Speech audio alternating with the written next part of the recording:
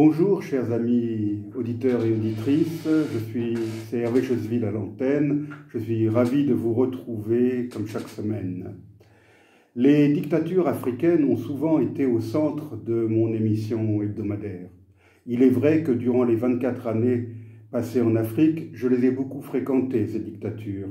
Et encore aujourd'hui, il m'est très difficile de rester silencieux quand un artiste et militant pour la paix et la réconciliation est retrouvé mort dans une cellule au Rwanda, ou que des massacres de masse continuent à être perpétrés en toute impunité dans l'est du Congo-Zaïre, pour ne citer que deux exemples qui me tiennent particulièrement à cœur. Pourtant, le combat pour la liberté et la dignité humaine ne devrait pas se limiter au seul continent africain. À Hong Kong, de courageux manifestants pour la démocratie et l'autonomie de leur territoire continuent de défier la puissante dictature chinoise vieille de 71 ans. Le week-end dernier, des dizaines de milliers de Thaïlandais se sont rassemblés place de la démocratie à Bangkok pour protester contre la junte au pouvoir.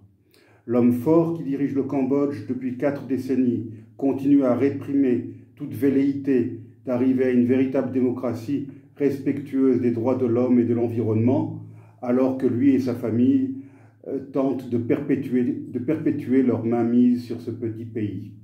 Au Laos, l'oligarchie communiste qui opprime la population depuis 45 années sacrifie la forêt et déplace des populations pour que des compagnies d'État chinoises puissent prospérer en édifiant des barrages. Mais tout cela ne devrait pas nous faire oublier l'Europe, où les droits de l'homme sont également bafoués, ça et là. Si l'on considère que la Turquie est en Europe, il m'est arrivé sur ces ondes de faire état de la situation catastrophique prévalant dans ce pays, surtout depuis la tentative de coup d'État contre le président néo-islamiste Tayyip Recep Erdogan. Ce sont des milliers d'intellectuels, de fonctionnaires, de journalistes et d'écrivains qui croupissent depuis lors dans les geôles turques, certains ayant été condamnés à de très lourdes peines de prison, à l'instar d'Ahmet Altan, directeur de journal et romancier talentueux, qu'il me soit permis de recommander à nouveau la lecture de son dernier livre, écrit clandestinement derrière les barreaux, « Je ne reverrai plus le monde », texte de prison, dont la version française a été publiée en 2019 chez Actes Sud. Toujours concernant la Turquie, je pourrais également évoquer le sort des minorités, en particulier les Kurdes, trop longtemps réprimés et qui continuent à lutter pour la reconnaissance de leur particularisme linguistique et culturel.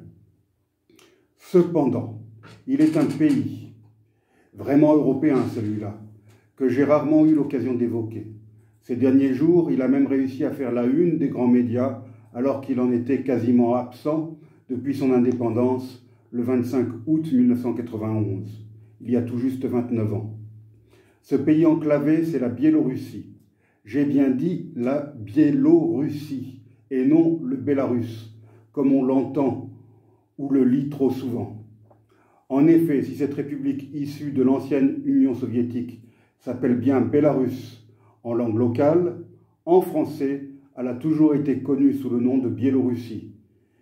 Il s'agit là du même débat que celui qui a cours autour de la Birmanie, que certains opérateurs touristiques ou journalistes croient bon d'appeler Myanmar, nom utilisé en langue locale. En français, la Birmanie s'est toujours appelée Birmanie, comme l'Allemagne s'est toujours appelée Allemagne et non Deutschland, et la Pologne s'est toujours appelée Pologne et non Polska. Qu'est-ce donc que la Biélorussie? C'est un pays de 707 000 km², soit 2/5 de la France, faiblement peuplé avec moins de 10 millions d'habitants. Sa capitale est Minsk, qui compte 2 millions d'habitants. Dépourvue d'accès à la mer, la Biélorussie a pour voisin au nord la Lettonie et au nord-ouest la Lituanie. À l'ouest, elle a une longue frontière avec la Pologne et à l'est avec la Russie. Au sud, elle est frontalière de l'Ukraine. C'est un pays plat qui occupe une vaste et morne plaine et dont 40% du territoire est couvert de forêts, dont certaines sont des forêts primaires, ce qui est très rare sur le continent européen. L'altitude moyenne est de 159 mètres, tandis que le point culminant atteint 345 mètres.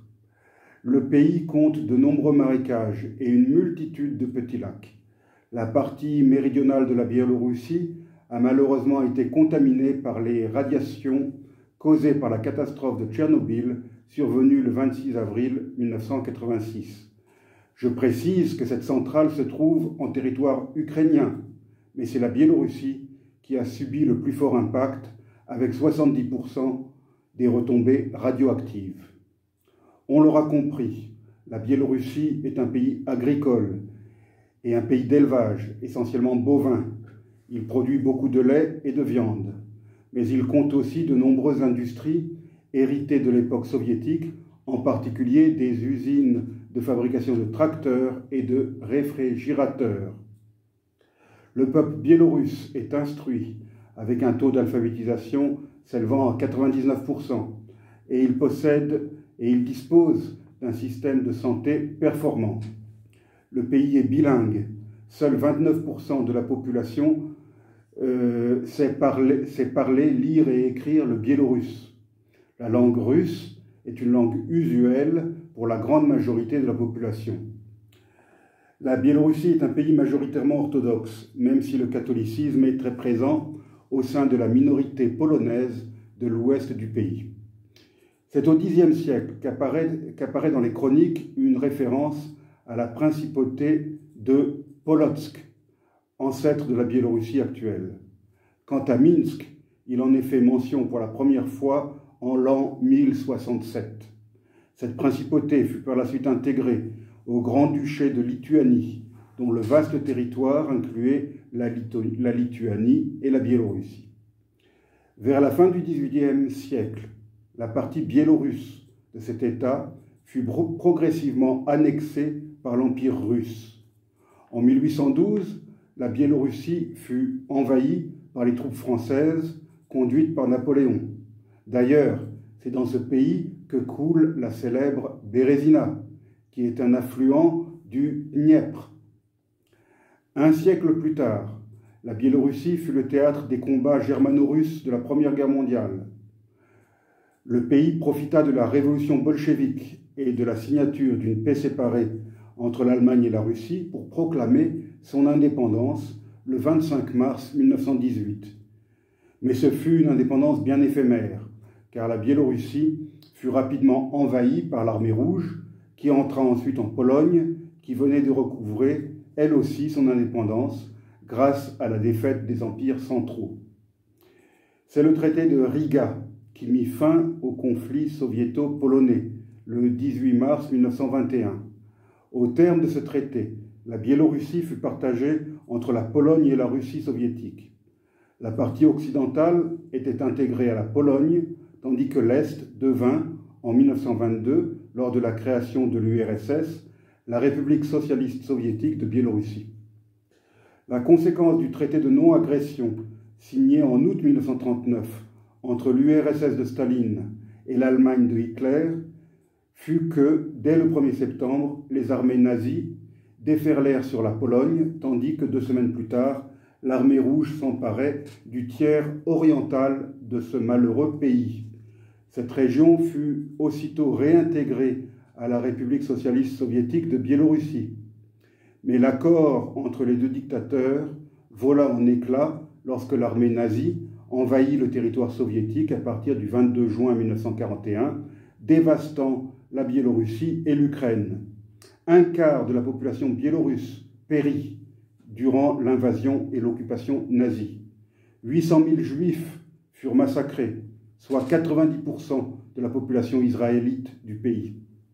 C'est en Biélorussie et en Ukraine que se déroula ce qui a été depuis qualifié de Shoah par balle, c'est-à-dire les massacres de masse commis par des unités SS qui intervenaient au fur et à mesure de l'avance des troupes allemandes en territoire soviétique. Face à l'occupant nazi, les partisans biélorusses furent particulièrement actifs et la population en paya le prix fort, puisque un soldat tué par les partisans Pour un soldat tué par les partisans, 10 otages civils, hommes, femmes ou enfants, étaient pendus ou fusillés. 628 villages biélorusses furent rasés par la SS et leur population massacrée. Les principales villes du pays furent transformées en champs de ruines, y compris la capitale, Minsk, qui ne fut libérée du joug nazi que le 3 juillet 1944, près d'un mois après le débarquement allié sur les plages de Normandie. C'est à l'issue de ce conflit dévastateur que l'Organisation des Nations Unies fut créée par les puissances victorieuses de l'Allemagne nazie et de l'Empire nippon. Cette création fut l'objet d'un marchandage entre Staline et le président des États-Unis. En compensation pour les pertes subies et pour le prix payé par l'Union soviétique pour vaincre le nazisme, le dictateur réclamait que chacune des républiques socialistes soviétiques qui constituaient l'URSS, soit 21 au total, dispose d'un siège à l'ONU. Truman rétorqua en lui disant que dans ce cas, les États-Unis devraient obtenir 50 sièges au sein de la nouvelle organisation, soit un par État. Un compromis fut finalement trouvé et 3 sièges furent octroyés à Staline. Outre le siège de l'Union soviétique, la Biélorussie et l'Ukraine auraient chacune un siège également. Cette incongruité perdura jusqu'à la fin de l'URSS en 1991, lorsque le rêve de Staline se réalisa enfin avec la présence à l'ONU, en qualité de membre à part entière, des 21 ex-républiques socialistes soviétiques devenues indépendantes et souveraines. Lors de la dislocation de l'Union soviétique, la Biélorussie connut une parenthèse démocratique entre 1991 et 1992. Le pays fit une demande d'adhésion au Conseil de l'Europe, mais à ce jour, cette candidature n'a pas encore été approuvée, car la Biélorussie n'a pas encore aboli la peine de mort et que son système démocratique laisse beaucoup à désirer. Durant la période post-soviétique, la Biélorussie est parvenue, en conservant un État fort, à éviter les dérives économiques connues en Russie à la même époque, avec des privatisations hâtives et fort peu transparentes. C'est ce qui a permis au pays de maintenir une croissance économique tout à fait honorable, malgré la volonté de Moscou d'imposer une forte hausse du prix du gaz vendu à la Biélorussie. Si hausse il y a eu, les négociations ont permis aux deux voisins de s'entendre sur un prix de vente nettement plus avantageux pour Minsk que celui qui est appliqué aux acheteurs occidentaux. Le 10 juillet 1994, à la surprise générale, c'est un ancien officier de l'armée rouge et ex-dirigeant de Sovkhoz qui est parvenu à se faire élire président de la République alors qu'il n'avait pas encore 40 ans. Cet homme s'était fait connaître de ses concitoyens par ses diatribes au vitriol, dénonçant la présumée corruption de son prédécesseur et sa prétendue collusion avec la mafia. Nombre de ces accusations devaient par la suite se révéler sans fondement. Cependant, ce sont elles qui ont permis à Alexandre Loukachenko de se faire élire en surfant sur la vague populiste. 26 années plus tard, Loukachenko est toujours au pouvoir. Au fil des ans et des mandats, il a su imposer son autorité et renforcer son pouvoir. Entre 1999 et l'an 2000, 4 personnalités de l'opposition ont disparu. En 2011, tant les États-Unis que l'Union soviétique ont imposé des sanctions à l'encontre de la Biélorussie. 158 personnalités liées au régime ont été interdites de visa européen. Parmi elles figuraient Loukachenko et ses fils.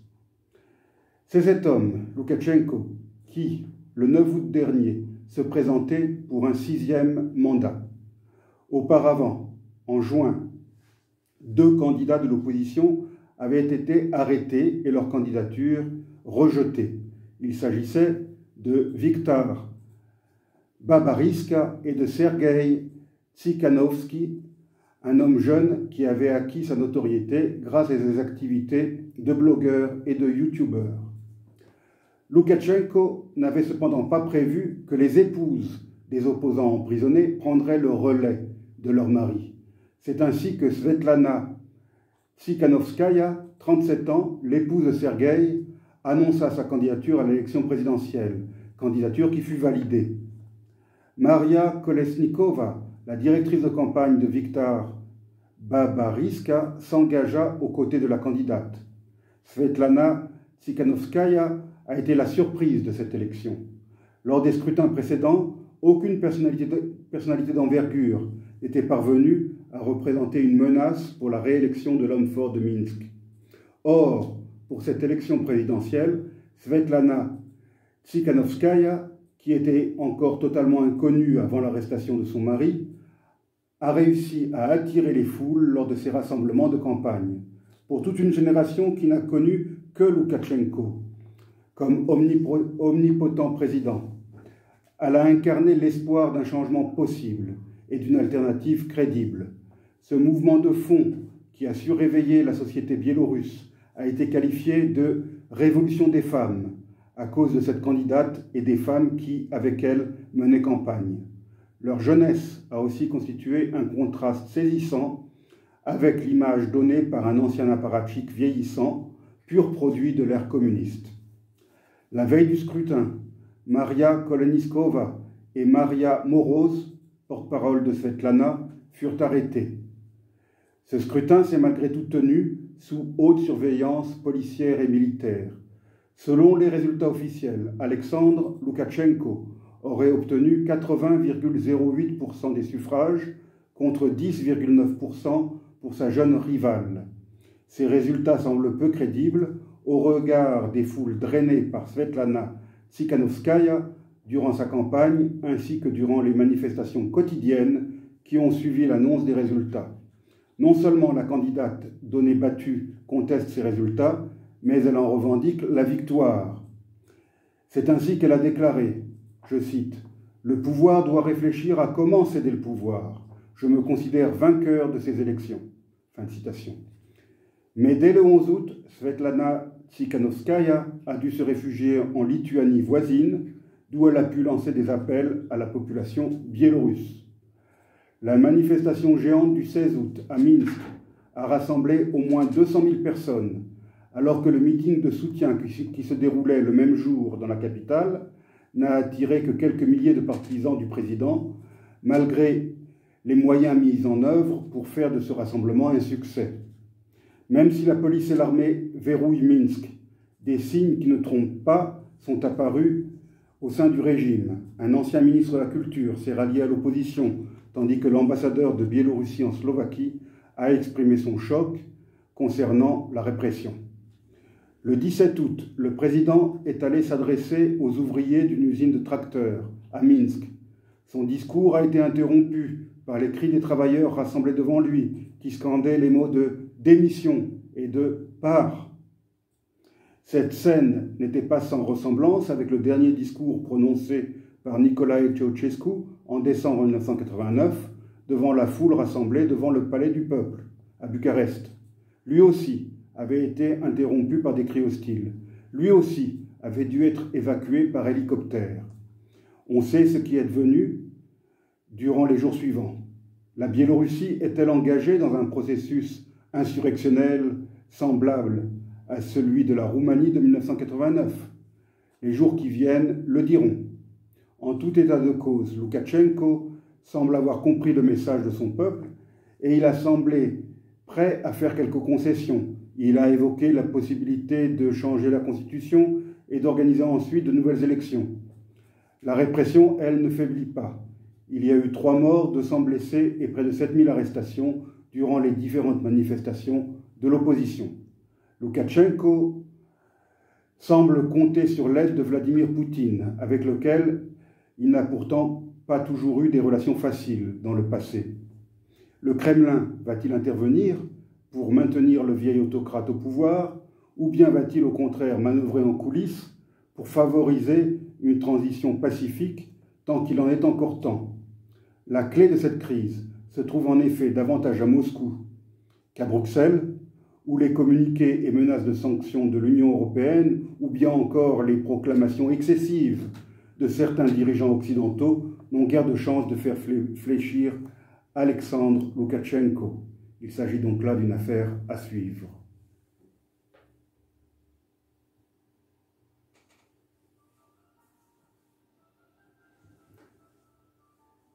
Merci, chers auditeurs, pour votre attention. À la semaine prochaine avec peut-être des nouvelles de Biélorussie.